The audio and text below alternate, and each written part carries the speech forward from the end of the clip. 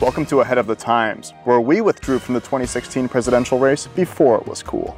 Measles outbreak at Disneyland. Can you spell vacation without vaccination? Technically, yes. London introduces a cycle superhighway for Lance Armstrong wannabes who need a way to get super high. ISIS hostage drama.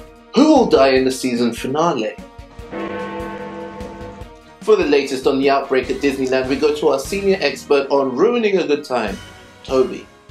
An outbreak of measles hit Disneyland, but on the bright side, those lines have never been shorter.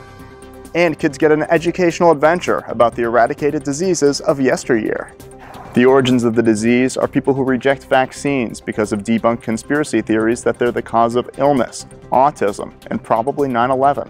Vaccination rates have fallen below 50% in some school districts that ironically tend to be wealthy and well-educated.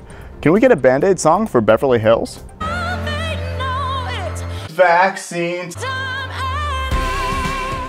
A backlash against anti-vaxxers, or as they're also known, vax dodgers, has led some school districts to ask their children to stay home from school, though their parents didn't want them to learn science anyway. They say vaccines contain chemicals and they only want them to ingest natural things, like the measles, and whatever random substances are in the vitamin aisle. And they want to protect the body's natural responses to disease, like death.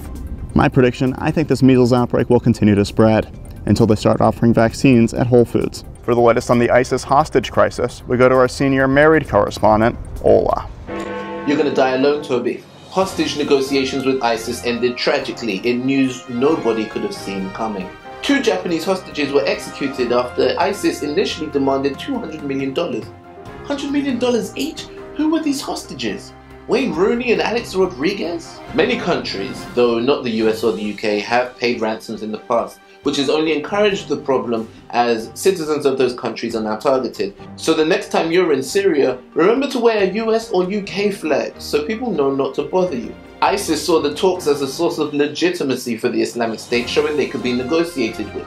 As if to say, sure, we may execute people for watching football games, but we're not unreasonable people. The Jordanian captive was a pilot who ejected from his F-16.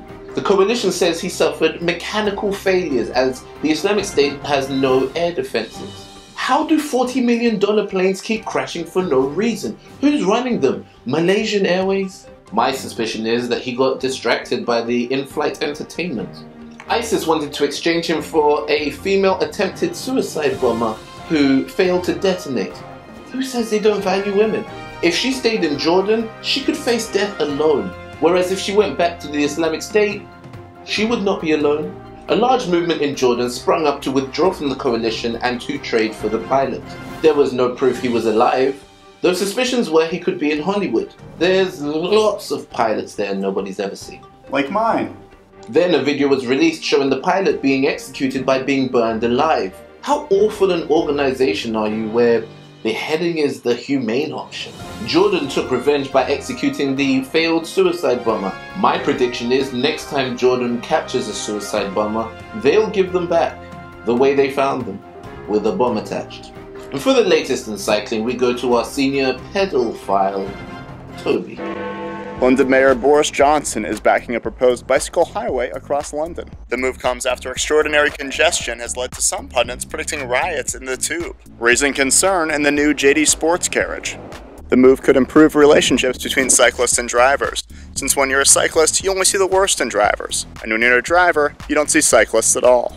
Some say this will only benefit middle-class bicyclists who own 10,000 quid bicycles, because for some reason in Britain it's only cool to buy a bike if you spend enough to buy a car.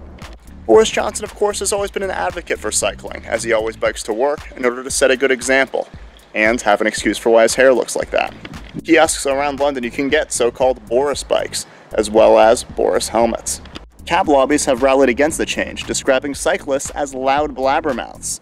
I guess I didn't expect cab lobbies to talk like actual cabbies. My prediction? I think that with increased real estate prices in city centers and more demand for environmental solutions, more cities will become bike-centric. But they won't really cash on in Texas until they look like this. Thank you for watching Ahead of the Times, predicting the news since 2016. Please subscribe, share, and tune in next week to stay truly ahead of the times.